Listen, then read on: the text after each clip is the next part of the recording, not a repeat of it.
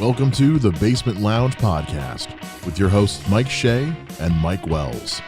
Sit back, grab a drink, relax. Let's see where the time takes us. Enjoy.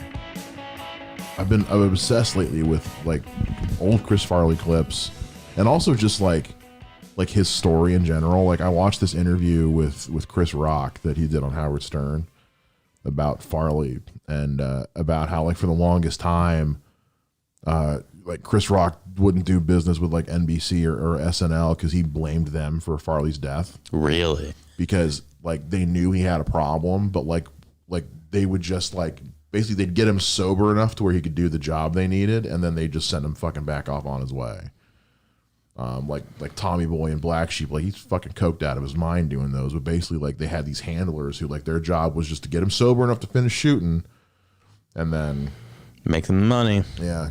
Because I think Bob Odenkirk was doing an interview where he was like talking about like the last time he saw Farley, he was like at like a strip club or something like that, and was just completely coked out and was just like throwing handfuls of money and was just out of his fucking gourd. And like a week later, like was when he died or some shit like that. That's crazy. Sometimes I wonder like where his career would have been, where he would be right now if he survived. Well, he would have been. The Grown Ups movies would have come out a lot sooner. Yeah, no, realistically, because Sandler, they had written those in the night. They were going to shoot those back then. And when Farley died, he shelved it for a while. And then I didn't know that. Yeah, have you heard the song he does? Yeah, it's a great song, Grown Ups. Yeah, the Grown Ups 3 thing. That's because it was originally written for Farley, for all of them plus Farley, and then they waited until when they did and brought in Kevin James, which I love Kevin James, but. He's not Chris Farley. He's not. There's never going to be another Chris Farley. You feel bad? Yeah, I feel bad because he probably replaced Chris Farley in the movie.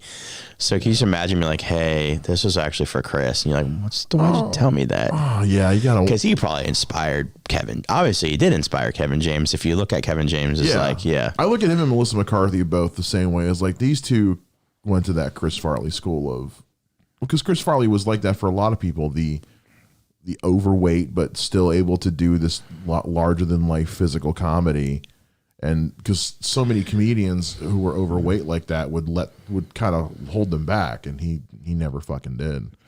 But that's one of the things that Chris Rock talks about in the interview with Stern is like he talks about how like the Chippendales sketch with him and Swayze, like Farley didn't love that sketch because originally they had written it to where the fat guy wins the job. Mm-hmm.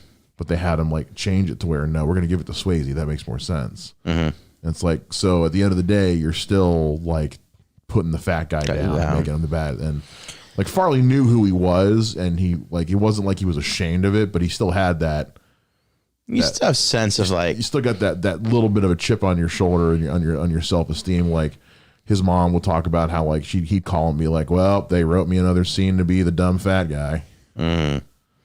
Honestly, though, that Swayze bit, that's one of my favorite. That's probably my two favorite SNL skits are that, and then Will Ferrell the American fucking Speedo. Oh my God, that Speedo bit is. Yeah. I've never seen so many people break character at the same time. When he grabs fucking Amy Poehler, and Amy's like. Who is struggling from the moment he walks in the room. Not the Horatio Sands was like, you go down. Like, though I always love when Rachel Dratch would do the Debbie Downer bits. Yeah. Because they would always say like we could not. They basically would just they would never do them live. They would just show a recording of the rehearsal because they're like we could never get a clean rehearsal. Here's the best one we got, and it was always. I did not know that. Yeah, almost every Debbie Downer sketch was just they would just run a tape because they could never get through a fucking rehearsal. Because it's so fucking fun. Because like Rachel Dratch would sit down and already be, and she's supposed to be the fucking sad one, and she's already laughing. Well, same like if you watch the original Matt Foley sketch, the motivational speaker. Spade and because Christina Applegate was hosting, yeah. She hit the two of them are just like covering their faces. Yeah. They are trying so hard not to laugh because that the Matt Foley that is the one he will always be remembered for is living in a van down by the river. Living in a van down by the river. Did you see the video from a couple of years ago where like the little like 4-year-old did that for Halloween? Yes. Oh my. You don't know Jag Squad. He fucking goes through the table and the fucking thing. And I just like watching that video, rethinking about the video, they are trying so hard not to laugh. Yeah. They're trying so hard not to laugh. I've watched that clip in the last week alone. I think I've watched it like 4 times, and like Spade especially is just on the verge of losing. Because he's like, he can't hold it together. He just fucking can't. But just about if you watch any sketch Farley's in, it's pretty much like that. Like the what's the one he would do with Sandler where they were like the old married couple? and he just grabbed him right here. And he was grabbing Sandler is just like biting his fucking lip. This is my hell, and he's just like feeling him up and leaning on to it and shit. God, lunch lady, when you did the lunch lady thing. Oh my God. Fucking God damn, I miss that man so much. You know, but to this day, and that is weird, but like my favorite thing he ever did was the sketch, the Chris Farley show, where he'd be interviewing like Jeff Daniels, and he'd be like, "Do you remember when like you were in Speed? That was really great. Did you ever see Die Hard?" That's almost kind of like Zach Galifianakis between Two Ferns is almost kind of like a ripoff of that. A little bit, yeah. It's and like, I love Zach Galifianakis, so yeah. I never thought about that till just now.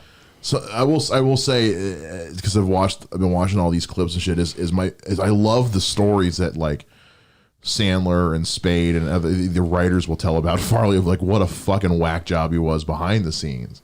See, I haven't heard a lot of those. Like, and I mean that in a good way. So like, he would. In Sandler's song, he talks about, he's like, I mostly miss watching you torture fuck with David Spade. He would, at one point, I guess, like he let Spade started dating some girl that I guess Farley had thought was hot or something like that or whatever. So he left this like ridiculously angry, violent, I'm gonna fucking kill you voicemail for David Spade. And I guess Spade didn't show up to set for a couple of days at SNL. And Farley felt bad, so then when Spade showed up, he was like, "Hey, did you get my joke message? Please don't tell Lorne." Oh Jesus! And I guess at one point, Spade was dating like a Playboy model or some shit. And so Farley went and found the issue that she was in, and I guess he jerked off into it and left it sitting on Spade's desk. Jesus Christ, dude. He would fuck with Spade, like fat guy in a little coat. That was something he used to do to fuck with Spade behind when they were writing, because they shared an office together. He would always go grab Spade's jacket and dance in it and fucking like rip it and shit. And Spade talks about like how he used to hate the bit because Farley would do it to him every day. And one time he was in the office and he heard Farley go, "Hey Dave, I gotta show you something." I said, "Chris, I swear to God, if it's fat guy in a little coat, it's not funny anymore." No, it's not that. And he turns around and Farley's got the coat on and he goes, and he rips it and he goes, "Don't quit on the bit."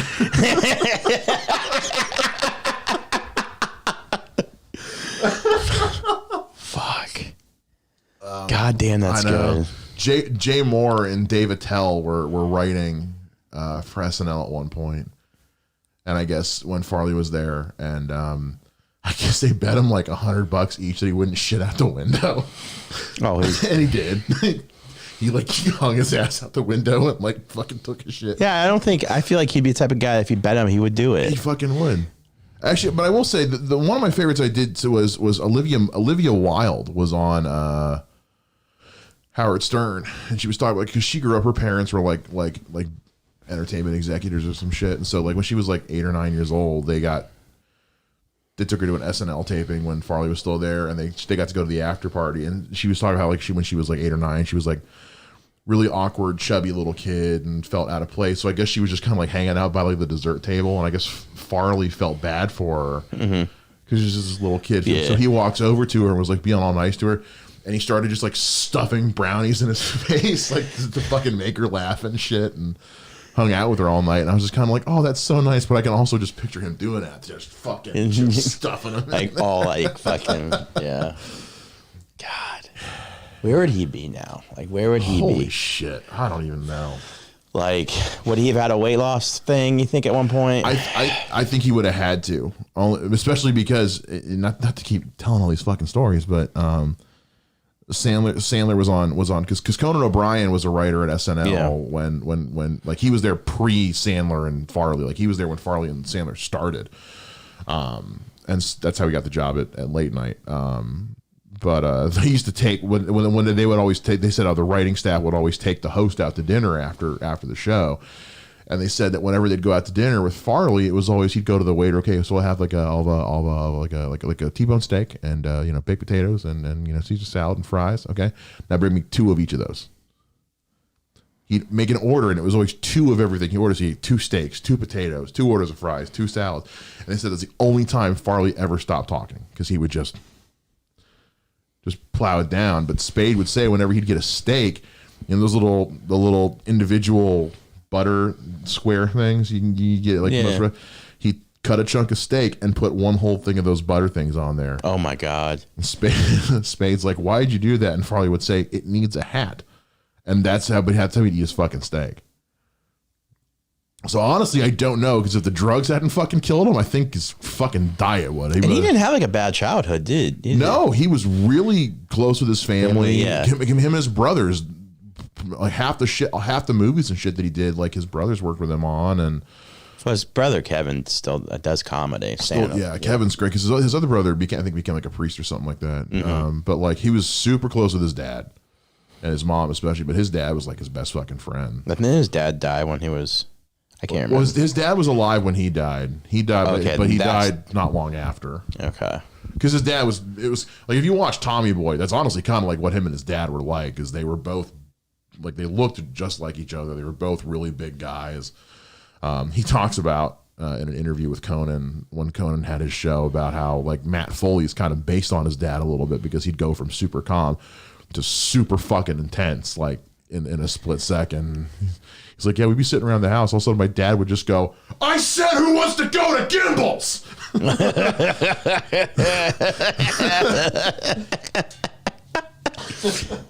But yeah, from all accounts, like, yeah, I think from what Chris Rock had said, I think he became so big so fast, and in terms of like the celebrity of it all, and I think he just got swept up in it. But because he was so good, and people didn't want him to lose that edge, they just kind of encouraged him. That's so shitty. Yeah, that's why like for the longest time, like Chris Rock, like he didn't want anything to do, like after he left SNL, he didn't want anything to do with NBC or SNL or any of that shit. Makes sense. Yeah. And they're really good friends, all of them. Oh yeah, him, Sandler, Spade. I mean, Rob Schneider, Tim Meadows. I mean, those guys were the best of fucking friends. I mean, Norm Macdonald. Norm wasn't on that long though. No, he came in kind of at the tail end of a lot of them getting ready to leave. I think he had the best Weekend Update. 100%. I've been watching some of those clips too. 100%. He never would have lasted today. No. I keep waiting for him to be like fucking quote unquote canceled, because like if you go back and watch like a lot of his old shit, he said some fucked up stuff. He doesn't give a fuck. But like there's like a 20-minute montage of all the O.J. Simpson jokes he told, because he went nuts after O.J. Simpson, which is what got him fired inevitably. But I did not know that. The head of NBC at the time was like best friends with O.J. Simpson. Oh Jesus! And he was like, every Weekend Update was mercilessly going after like O.J. fucking did it, people. Like, and yeah, it eventually got him fired. And I mean, it's blatantly obvious. I mean, it's blatantly obvious that O.J. did murder those two people. It's not it's not even like. That's just a damn good lawyers. Right. Yeah. He had a great legal team, and that was also one of those situations of the power of celebrity kind of won at the end. Mm-hmm. But yeah, so I've been, I don't know what triggered it. Like I hadn't watched like a Farley movie in a while. I think I just found a clip online. I don't know what it was I finally sat down and watched the Sandler special beginning to end. Because I had heard the Farley song and Phone Wallet Keys, which is great, But I had never watched the whole 100% special, it's fine. I haven't watched it either. I watched the Farley tribute because it's Farley, obviously they're best friends and everything, so it was really good. But I've never watched the special. It's fine. It's a lot of just bits, and interlooped with him doing like, it's almost like if you've ever watched like a Bo Burnham special. Yeah, it's kind of like that. Like you can see where Bo Burnham probably took a lot of inspiration from Adam Sandler. Never thought about that till you just said that, but yeah, you're right. So it feels kind of like that, but also the special itself is like 4 different. It's him doing the show in 4 different venues. Yeah, and the footage is all kind of. I think one of them was in Columbus. Yeah, and because some of them are huge theaters, and some of them are like small fucking clubs. Yeah. And so it's kind of it's more. It feels almost like just like a collection of like tour footage. Gotcha. Than an actual special, but like the bits themselves, they're either great or they're turds. It's not a lot of in between. But yeah, so that just kind of got me on this rabbit hole of all this Farley stuff, and then through that, because that was how I learned, because I didn't know that I knew Conan was an SNL writer at one point. I didn't know he was in that Farley Sandler era of writing SNL, and so that got me in this rabbit hole of like all the Tonight Show drama with him and Leno and Letterman and Conan got fucked. Conan got fucked. I remember because I was still working in radio. I remember when that shit went down verbatim. I didn't realize how fucking deep that shit went.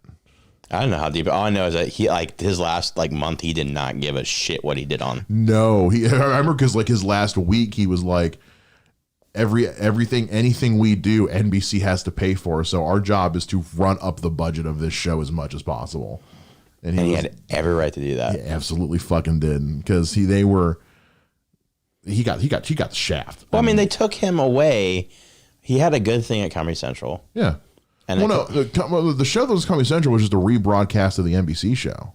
Oh yeah, that's right. But he had a good thing on that, and then basically like saying, hey, like, we want you to take this position, and he gave up that to take that position, right? Yeah. And then they fucked him. And that's how I found how deep. So this shit goes all the way back to like the fucking 90s with Johnny Carson. Uh-huh. Because originally he had wanted Letterman to take over the Tonight Show. Because Letterman started late night, that the show that Conan had. Letterman was the one that started that show. Yeah. And so Carson had said, I'm going to give you the Tonight Show when I retire. And then basically Leno sucked the right dick and got them to give him the Tonight Show. And Letterman got pissed off. Well, rather than bitch about it, he just went across the street to CBS and said, y'all want to host? And then they gave him the Late Show. And then that's where he was up until he fucking retired.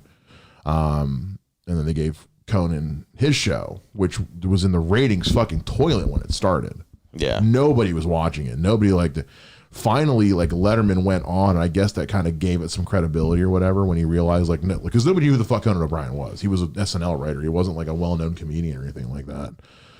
But so the shit that went down with Leno and O'Brien was basically just a rehash of the same shit that went down with Letterman.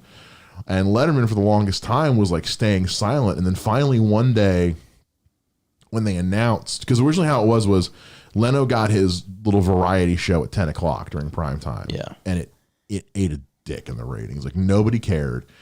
But then because it was so bad, because the way it would work is he would be on from 10 to 11. And then the 11 o'clock local news would go on till 11:30. And then the Tonight Show would start. Well, because Leno's ratings were so bad, the lead-in ratings to the local news were tanking. So local news was seeing like a 30% drop in their ratings. Oh, Jesus. So they were all like, we're not okay. We're like, they were like threatening to like, withdraw licenses and say like, we're not going to carry your shit anymore if it's going to ruin our programming. Like, why would we do that? So the network was like, well, the affiliates aren't happy. So how about this? Let's move you back to 11:30. Because for some reason they didn't think the problem was the time, was the content, it was the time slot. So they're like, well, let's move you to 11:30 and we'll move the Tonight Show to midnight. We'll make your show a half-hour show and then bump everybody else back a half hour. Because at that point, Jimmy Fallon had taken over the late night from Conan, and Carson Daly was. I didn't realize Carson Daly was on until 2019. Really? I didn't realize he'd been on that fucking long. I thought he got canceled a long time ago. But then Carson Daly would be on. But it was like, that would then push everybody back a half hour. The Tonight Show wouldn't go on until after midnight. Then Jimmy Fallon wouldn't go on until like 1 o'clock. And then Carson Daly wouldn't go on until almost 2 o'clock. And they were like, oh yeah, we'll just go ahead and do that. Because Conan will be okay with that. And Conan was like, no, if you put the Tonight Show on after midnight, it's not the Tonight Show anymore. It's the Tomorrow Show. He's like, if you're going to do that, I'm just going to quit. So he quit. He asked them to release him from his contract. They wouldn't release him from his contract. They basically bought him out of whatever was left. Because at that point, they were telling him, at that point, they were in violation of his contract by not letting him have the show anymore. So he ended up getting like this huge fucking payout. But they wouldn't release him from his contract. So that's why he couldn't host anything for like another year after that. Jeez. And then Leno got the Tonight Show back, and then Jimmy Fallon eventually took over. But when Jimmy Fallon would take over the Tonight Show, because when it got announced Leno was going to take the Tonight Show back, at one point he did this like public address or whatever. He was kind of like, and by the way, I just want to remind everybody, don't blame Conan for this. This wasn't his fault. And that night, David Letterman finally spoke up. He's kind of like, okay, I've been quiet about this as long as I can be. So tonight in his little speech, Jay said, please don't blame Conan. Nobody is. He's like, in the millions of words that have been printed about this, not once has anyone blamed Conan for what's happening right now. And then it would become this whole bit on his show where like something would go wrong. And hey, don't you think about blaming Conan?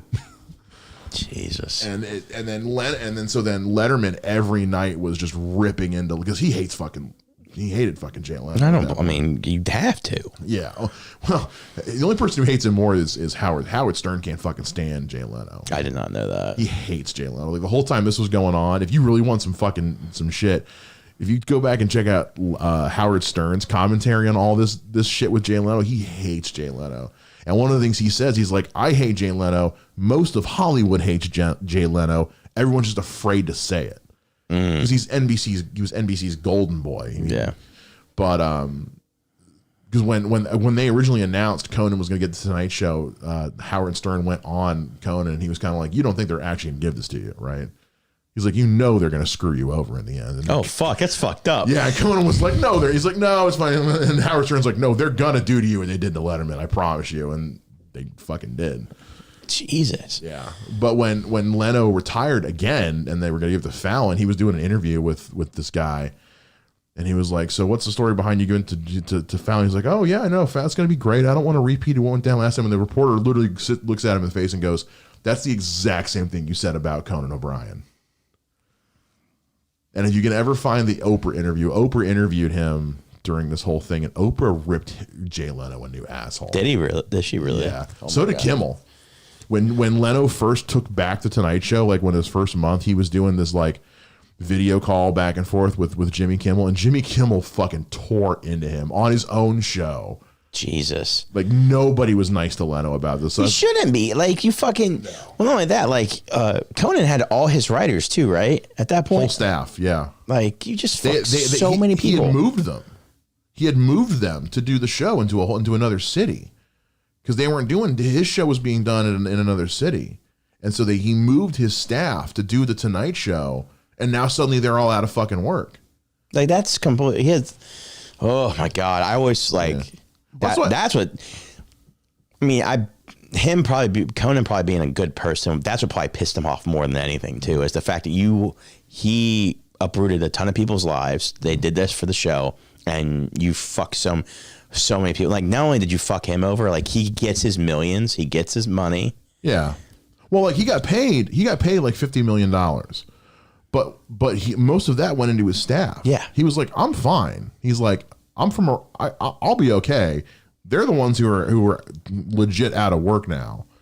So that's why there's a documentary. I don't know if it's still on Netflix or not, but so that whole time that he wasn't allowed to host anything on TV, he basically took his show on the road as a stage show. And like did interviews, did like musical numbers with the band, did a lot of like their in the year 2000 bits and shit. And he did it as like a touring comedy variety show for like 6 months, and like kept a lot of his took his people with him so that way they could stay employed. That way they had money coming in from doing this. He was doing shows with like Jack Black and stuff like that. Jack White, just these live shows so that he wasn't violating his contract, but like that way they were still getting to fucking work. That's good for him. That's a good move on his part. Conan's, I mean, throughout the whole thing, he never threw any shade. He never took any shots at Leno. The most he did was like in like a 60 Minutes interview. They were kind of like, well, would you have done the same thing in Leno's shoes? He was like, no, that's not the right thing to do. He's like, I was put in a position where I could have, and I chose not to. Yeah. You know, so he's like, that's why he went over to TBS. And fucking had great rating. I think they had great ratings. They had great, yeah. Well, he's only ending it now because he's been there for fucking 10, 15 years. It's why it's been that long. Well, I think he's doing something on HBO. I think too. It's not gonna be a talk show. Yeah, though. It's like a variety show or something like that. So, well, people at one point everybody thought that he did because when he moved to TBS, George Lopez had his show over there. Yeah. And they were gonna move Lopez to later to make room for Conan's show. And at first everyone thought, well, he's just doing to Lopez what Leno did to him. But Lopez is like, Lopez came on, did an interview. He's like, it was my idea. Oh, really? He's like, I'm the one who was like, move us to midnight. I get to come into work an hour later and let. He's like, it's Conan O'Brien. He's like, in terms of late night hosts, who the fuck am I? His show had been on for a year. Yeah. So, but then his show did get canceled, but it just wasn't a good. I like George Lopez. It wasn't a good show. I watched like a couple episodes of it. I don't think he's a great late night host. No, he's a great comedian, but he wasn't a good host, and it was just a weird. It was the show itself was just kind of had a weird funk, and also when you're that guy who's that low on the totem pole in the term of like late night host hierarchy, and you're on basic cable, like you're struggling to get good guests for your show. Yeah, like at that point, you're just getting whoever will say yes. And yeah, when you're a talk show, a lot of it's based on who the hell you can get. Yeah, so I always felt like that show was like if Dave Chappelle did his own late night show. That's what it felt like. That's exactly what it felt like, yeah. Like, it felt like, not saying Dave Chappelle would be a great, I mean, he might, would be a bad. I think Chappelle would do better. But I just felt like that, like, it wasn't necessarily a late night show. It just felt like, okay, like, this is a comic that's trying to do this. It was, because it was basically like, it was like watching Lopez do an open mic every night. Yeah, it's what it did feel. Work through bits, yeah. That's what it did really feel like that. Because like granted, like if you're a comedian, you're doing that show, I expect you to keep your cadence and your style when you're doing your monologue. But even when he had like the guests on, it always felt like he was just kind of joking with them, like they were doing bits together. It never felt like an interview show. I think Chappelle could do it only because he did the Inside the Actor Studio. Yeah. So they did an episode of that where James Lipton was the guest, and they let him pick who he wanted to host to do his interview, and he picked Chappelle. Really? So like Chappelle went in and like did like all kinds of fucking research on him, and he's the one who actually hosted the interview of James Lipton. It was a really good interview. He did a really good job. So I think if Chappelle ever wanted to get into the late night game, I think he would do pretty good. Never thought. Maybe. I could see him going the way of like what Arsenio Hall did. Arsenio, yeah. Yeah. How long was that show on? A while. I mean, mid to late 90s, I think. I never remember watching that show, but I remember being alive for that show. Everybody remembers. I always feel like it was like the early 80s, like before I was born, but it wasn't. It was because it was kind of in that crux where it was the 90s. We hadn't quite left the 80s behind yet. Yeah. Plus, because he was still wearing like the big suit and shit like that. Did you ever see the one where the gay group came on his show and were trying to say like he didn't? Yeah, and he was like, I've interviewed Elton John. Like, what? I have a lot of gay friends. He's like, maybe I do have gay people on that don't want people to know that they are. Yeah, it's like it's none of your fucking business. Yeah, I do remember watching that. He was on. I think he was getting interviewed on like Live FM or something like that, and they still bring that up to this day. He's like I was the only, and plus he was the only one at the time. Yeah, like he had, and I can't remember her name, but she was this openly lesbian comedian. It wasn't Ellen. This was before Ellen, and he had her on when nobody was, when like she couldn't get booked on primetime television, and he was like, I was the first one to do that. Like he was doing shit for gay entertainers before anybody else was on his show. You just never realized it because they weren't popular. No, because it was Arsenio Hall, and it was basic cable, I think. Yeah. And yeah, so nobody gave a shit. I feel like Fox would have aired it. Conan almost went to Fox. Did he? When he was, when the whole, because originally when half the reason he got the Tonight Show was because his contract was about up, and he was getting bids from Fox because they wanted to get into the late night game. Yeah, they don't have a late night game, do they? They don't. They wanted to try to get into it. I don't think it would work, but I don't think it would go over with their affiliates. Well, not just that. Like, in order to get in the late night game, you'd have to have like somebody established. I feel like you can't just start with somebody new. Yeah. Well, because the other thing you got to think about, and I can attest to this just because this is the business I work in, but like, so in order to do that, you'd have to convince your local affiliates, like our local Fox station, to give up at least a half an hour of local programming to do that. And that's money. Yeah. There's a lot more money for the local affiliates in running a rerun of Seinfeld with local commercials booked than a half hour to an hour of network programming where we get some local commercials and a little bit of a network kickback.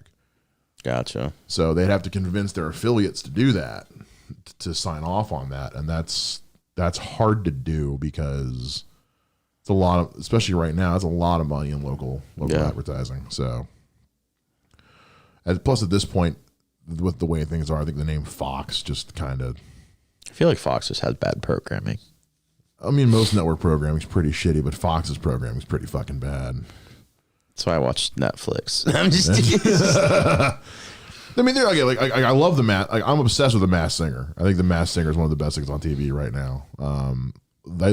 Fox shows all the Gordon Ramsay shows, so I'm always whether it's Kitchen Nightmares or MasterChef or all that shit. So I won't say it all sucks. It's just, but I'm also like picky about what I'm going to watch nowadays.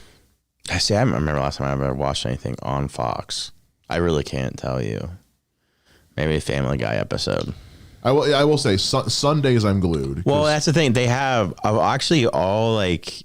That's their niche. Sunday nights kind of is their money. Yeah, is it because they got all the really funny Simpsons. You get 2 episodes of The Simpsons. You get Family Guy, Bob's Burgers. Is The Great Outdoors? The Great North. The Great North. That show's fucking funny. Is it? Nick Offerman, and it's really funny. That new one, Duncanville, that Amy Poehler one is really funny. Mm-hmm. The only one I'm not crazy about is Bless the Hearts, which is that. I don't even know what that was. It's some new like redneck one. It's got Ike Bernholtz and Maya Rudolph in it. That's not for me. But that Sunday night lineup crushes every nobody wants to compete with that. You can't. No, like it's a fucking. I think that's their other than Adult Swim. Yeah, that's literally the only adult cartoons I feel like. Pretty much, yeah. Fox used to do this thing for a little while. I forget what it was called, but they moved it over to FX, and it was kind of like it was because Sunday night they call it like Animation Domination. Yeah, and they used to do like a different version of it, like on Saturdays, and it was shows like Axe Cop. Axe Cop. Which was like it was more of like the obscure adult weird stuff. They moved most of that over to FX, where like Archer lives and stuff like that. But that's where Fox has always been killing it with that stuff. And like from an industry standpoint, like when we're on Sundays, if you have like a NASCAR race and it goes long to where it's overlapping where those cartoons would start, rather than like join in progress, they will make you slide everything because they do not want to lose any of those shows. Wow. So they'll have us like slide when the local news starts and like join something else in progress overnight that's like low cost, low risk, because they don't want to lose any of that airtime for those shows because that's how big a ratings and money generator they is. Shit. Yeah. Yeah. Damn. So yeah. And even ABC, like a lot of the network stuff nowadays just doesn't interest me, but a lot of it's just like I'm so tired of ambulance and firefighter shows. That's all. I mean, it's like the new version of fucking NYPD Blue. Yeah. Well, and for the longest time, everybody had a Bachelor-esque dating show. For the longest time, everybody had I'm so glad these are going away, but the shows where it's the person that's not a cop but works with the cops because they're a specialist in something. Oh yeah. Suddenly everybody had like 3 of those shows. Like you had like Sleepy Hollow, Lucifer. Right now you've got, you had Castle, where it's I'm not a cop, I'm a writer, but I work with the cops. Everybody had those, and I get so tired of those so fast. What was I forgot about Sleepy Hollow. Holy shit. Well, no, you know what? Now with COVID and everything, I don't think anybody's really had to be able to come out with a good like series premiere or anything like. Well, there's this new one on ABC that I keep hearing about called Big Sky. Oh yeah. I have not had a chance to watch it. Everyone has told me it's really good. Here's the thing. I can't watch ABC shows like that. And I just feel like it's almost trying too hard to be gritty, but it's not gritty. I will say there are times where they feel like they're trying to be NBC. Because like NBC puts out This Is Us. A year later, ABC drops A Million Little Things. Mm-hmm. And they're kind of in the same vein, which is just like super heartstring tugging, constant drama. There's no truly good ending. Every good ending has a catch. It's life. It's life. Yeah. No, I get what you're coming from. They're like, they've got like Station 19, which kind of feels like it's trying to be Chicago Fire, Chicago Med, or it's just, Grey's Anatomy always felt like it was trying to be ER. Yeah. Oh God. I don't know. When it comes to that, like, because you had all what's her faces, Shonda Rhimes shows. I'll tell you what. When I got hired, when Thursday night was still Shonda night. That was the night where it was like, Mike, this is not the night to make a mistake. If you make a mistake and it screws up something on air, like, we hear about it, because that's so much money it was invested in Shonda night, because you had Scandal and How to Get Away with Murder and Grey's Anatomy. Yeah, I don't know. They feel like I think it might be the way it's also filmed. Okay. Like I don't know. It's really kind of weird. It has like, it's almost like how all those are filmed. It's almost like I'm trying to figure out the best way to describe it. How these dark undertones, but it's almost like poppy. No, I get what you mean. Yeah. It's like surface level. It's it's deep, but it's not. Yeah. It's dark, but it's dark in the way that people. Okay, so I use this analogy sometimes when I talk about like shitty noisy heavy metal bands, where I'm like, this is what people who don't like metal think metal sounds like. Yeah. And so a lot of the Shonda Rhimes shit, they're like, this is what people who don't understand deep art think deep art is supposed to be. Yeah. Like, this is what high concept. That's the word I'm looking for. This is what people who don't understand high concept think high concept is. That I think you're right on. I think that's exactly what it feels like. Because I'm like, you're right. Like, oh, like this is just, you literally took like prototypical normal stuff that everybody's renting, they can watch on anything else, and just like, and also everyone's fucking. Well, yeah, everybody fucking on these shows. I can't, like, it's like taking a Marvel movie and putting, like, let's take Ant-Man. Okay. Not really dark movie, not really dark. Right. But you try to, like, put, like, a dark, like, and then you take the Dark Knight, like, kind of film aspect. Like, it's like, it's so fucking weird. That's all I see on ABCs when they try to do that type of shit. Like, I like shows like Breaking Bad and like fucking Sons of Anarchy and like all that type of stuff, to where like, I don't know. Like, you don't really know what to expect. And I think all those shows are very like, this is exactly what's going to happen. I think with shows like Breaking Bad, they know who their audience is. And so they're just trying to appeal to that audience. That's true. And what a lot of the ABC shows do is they try to make the same type of shows, but they try to make them appealing to everybody. Which makes sense, because it's like that's your, basic cable. Well, yeah, Breaking Bad has the benefit of being on a channel where if anybody wants to watch it, like, they're paying to watch it. Yeah. ABC's network, it's free. It's an all ages kind of thing. I just want meth. Just want some meth. Just blue, to be specific. Blue meth. All right, folks, that'll do it for this week's episode of The Basement Lounge. If you want to follow us online, you can follow Mike Wells on Twitter and Instagram at MikeWTFWells. And you can follow me, Mike Shea, at Mr. Mike Shea on Twitter and Instagram as well. You can also follow this show on Twitter and Instagram at TBL_pod. And we got a brand new website under construction for you guys with some cool new stuff coming down the line as well. So stay tuned for that. In the meantime, we'll catch you guys again next week with another episode. And until then, as always, live well, rock on, take care, and bye-bye.